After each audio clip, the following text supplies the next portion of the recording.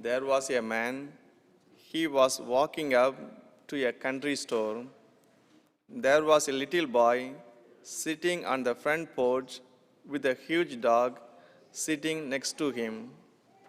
The man said, "Son, does your dog bite?" He said, "No, sir, my dog doesn't bite."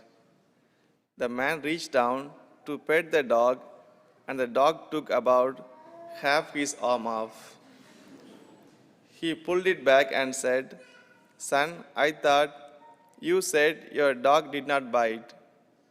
The little boy said, "That is not my dog."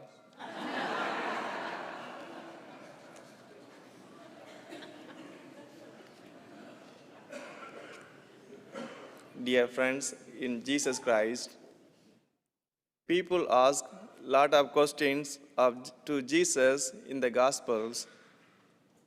In today's Gospel, Peter asked a very concrete question. How often must I forgive my brother if he wrongs me? He goes on to suggest an answer that he might have expected Jesus to agree with 7 times. The number 7 was a symbol of perfection in the culture of Jesus, so to forgive someone with 7 times seemed like a perfect forgiveness.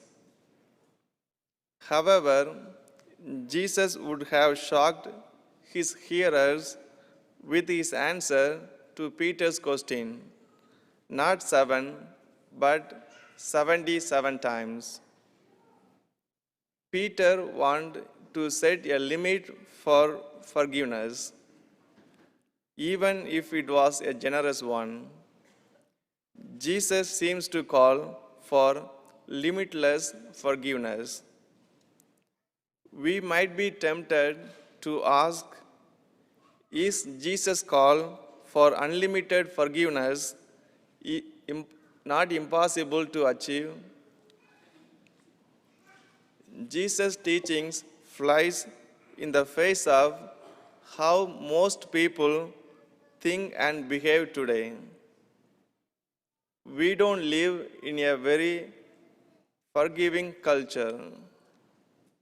On a personal level, we struggle to forgive even to the normal human weaknesses. We can also legitimately ask, how can some people be expected to forgive given what has been done to them in life, given all they have suffered from others?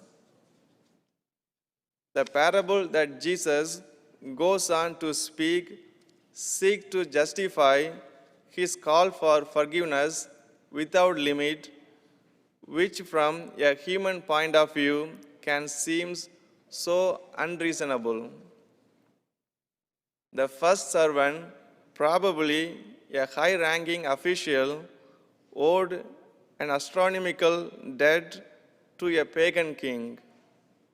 It could be an equivalent to the vast international debts under which some developing countries labor today. He asked the king for time to pay it back. In reality, he could never pay such a debt back, no matter how much time he was given. In an extraordinary act of generosity, the king simply cancelled the whole debt. Mercy triumphed over justice. Yet, the way this official has been so lavishly graced did not change him.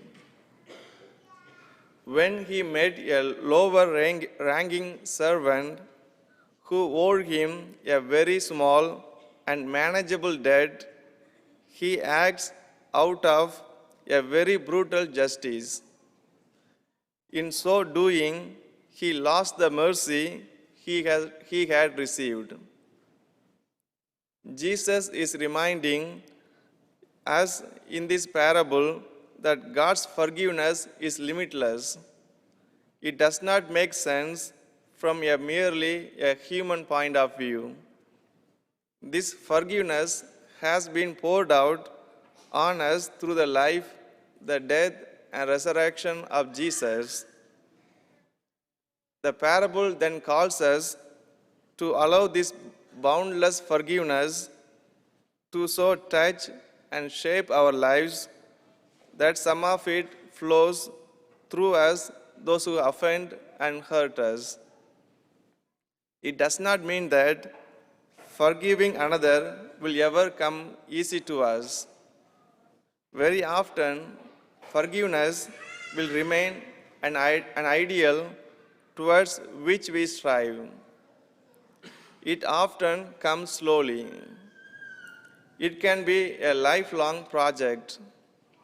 Yet, the more aware we become of ourselves as graced by God's boundless mercy, the freer we will become to forgive those who sin against us.